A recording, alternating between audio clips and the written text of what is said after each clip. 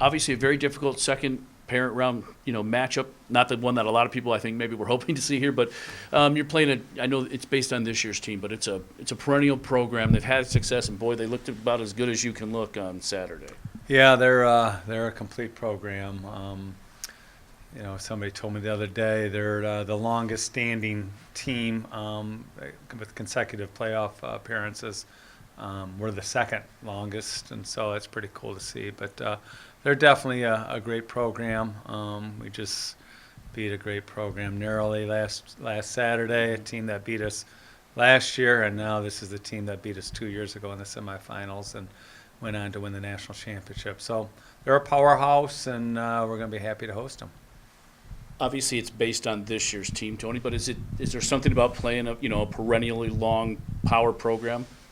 No, not really. Honestly, our guys were so focused on the Harding game that we didn't even really look at who was on the other side. So we're really just kind of ingesting it now, knowing who we're going to play, and just getting ready for them. But we had 3 offensive linemen out of our starting 5, 3 of them that played in that semifinal game, and 16 there at Northwest Missouri State. So our guys are familiar with their program. We actually have a transfer from Northwest Missouri State on our team now. So we're familiar with them, from a distance, but we have a lot of respect for them.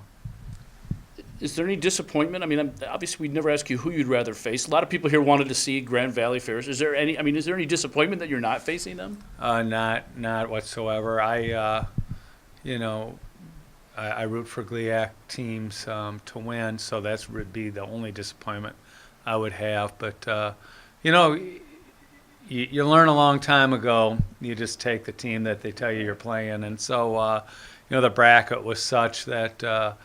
You look at it, and I was so stressed about Harding that, by the time we got off the field, somebody said Northwest Missouri State won the game, and I'm like, okay, it really didn't, it didn't hit me any which way. You just kind of play the team that's penciled in there to play in the bracket, and you hope you get by them in order to advance. Do they pose any particular problem to you guys that you haven't seen from other teams? I mean, they just look really well-rounded. What I saw of the Grand Valley game. Yeah, Grand Valley hung in there for a lot of the game, but I thought Northwest Missouri State wore them down and had some late scores, but they're a complete program.